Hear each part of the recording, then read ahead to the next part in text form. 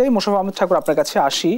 1 মাসের বেশি সময় বয়সী নতুন সরকার, রাষ্ট্র কাঠামো, অর্থনীতি, আইন শৃঙ্খলা, সাংবিধানিক প্রতিষ্ঠান, বিভিন্ন পদ্ধতির সংস্কার, আকাশসম প্রত্যাশার চাপ সরকারের সামনে, জাতির সামনে, বিপরীতে গুরুত্বপূর্ণ কিছু সিদ্ধান্ত এবং 6টি সংস্কার কমিশন হয়েছে। আগামীর বাংলাদেশ স্বপ্নের পথে আসলে কতটা এগিয়ে যাচ্ছে? চ্যালেঞ্জগুলো কি দেখছেন? ধন্যবাদ ফখরুল। দর্শক শ্রোতা, অপরবিজ্ঞ আলোচক সবাইকে ধন্যবাদ। আপনি দেখুন যে বিএনপি সহ রাজনৈতিক দলগুলি খুব সিরিয়াসলি বলছিলেন যে গভর্নমেন্টকে, আপনারা কোন পথে যেতে চান বিষয়টি খোলাসা করে বলুন।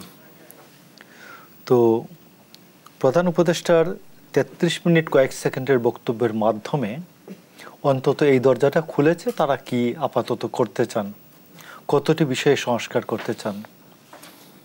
তার মধ্যে আপনি দেখবেন যে প্রশাসনিক সংস্কারের জন্য মুহিত চৌধুরী, বিচার বিভাগের সংস্কারের জন্য শাহ আবু নাইম মোহাম্মদ মমিনুর রহমান, সাংবিধানিক সংস্কারের জন্য ডক্টর মালিক, শাহাদিন মালিক, নির্বাচন কমিশনের জন্য বদিউল আলম মজুমদার, পুলিশের জন্য সফররাজ চৌধুরী এবং দুদকের জন্য ডক্টর ইফতেখারুজ্জামান।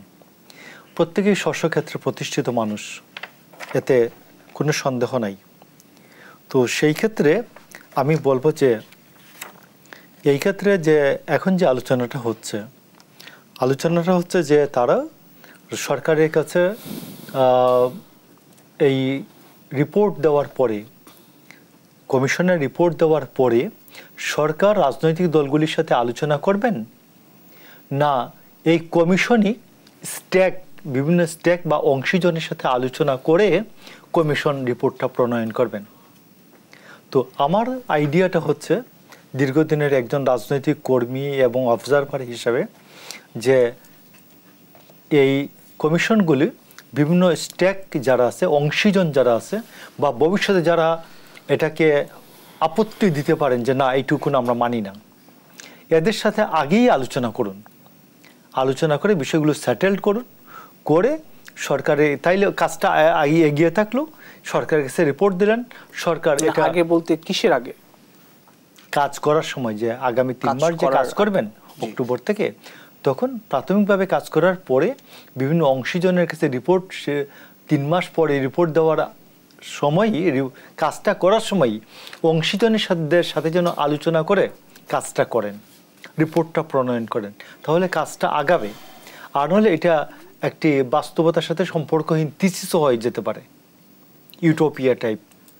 তো এই জন্য আমি আপনাকে বলছি যে সরকারের সামনে এটা হচ্ছে একটা আমি আপনাকে একটা চ্যালেঞ্জের কথা বললাম। আরেকটা চ্যালেঞ্জ হচ্ছে যে এই কাজগুলি করার জন্য যে কোনো সংস্কার কাজ তো যদু মধু কদু, এর মধ্যে একজনের জায়গায় আরেকজনকে দেওয়া তো আর সংস্কার না। সংস্কার মানে হচ্ছে একটি অন্তর্নিহিত একটা বিষয়ের সংস্কার, অন্তর্নিহিত একটা বিষয়ের পরিবর্তন। এই পরিবর্তনটার জন্য সরকার আসলে কিভাবে মনে করেন, অংশীজনরা কিভাবে মনে করেন, এইটা যদি কমিশনের মাধ্যমে কমিশনের রিপোর্টে প্রতিফলিত হয়, তাইলেই আমি মনে করি সংস্কারটা প্রতিফলিত হবে। আপনি নিশ্চয়ই জানেন যে 2007-এ পিআরপি বলে একটা পুলিশ রিফরমেশন প্রজেক্ট বলে একটা কাজ হয়েছিল। সেই কাজটা গভর্নমেন্ট 2009 সালে আওয়ামী লীগ ক্ষমতা আসার পর এটা আলোর মুখ দেখে নাই। তো আমি এখন মনে করি যে এই কাজগুলি করার সময় যত ভালো কাজই হোক, আপনি ফাইনালি কিন্তু রাজনৈতিক শক্তির হাতে যখন রাষ্ট্র যাবে, এটা তারা না মানলে কিন্তু এটা টেকসই হবে না, এটাই ধরে নিতে হবে। এটা আমি আপনাকে বলতেছি 2024 সালের পরিবর্তনের যে সাফারিংসটা, এটা 1971 সালের থেকে বড় সাফারিংস না। 1971 সালে 1 কোটি মানুষ দেশান্তরী হয়েছে, 1971 সালে কয়েক লক্ষ মানুষ মৃত্যুবরণ করেছে। তো এই যে সাফারিংসটা, ওইটার পরে যা হয়েছে এটা তো আমরা সবাই জানি ফলাফলটা। এই জন্য আমি মনে করি যে এই কমিশনগুলি রিপোর্টের পর একটা জাতীয় সনদ তৈরি করা হোক, জাতীয় সনদ তৈরি করে যে সমস্ত রাজনৈতিক দলগুলি স্বাক্ষর করবেন যে এই পরিবর্তনগুলি সাধন করতে আমরা একমত, আমরা যেই ক্ষমতায় যাই না কেন এই পরিবর্তনগুলি আমরা সাধন করব।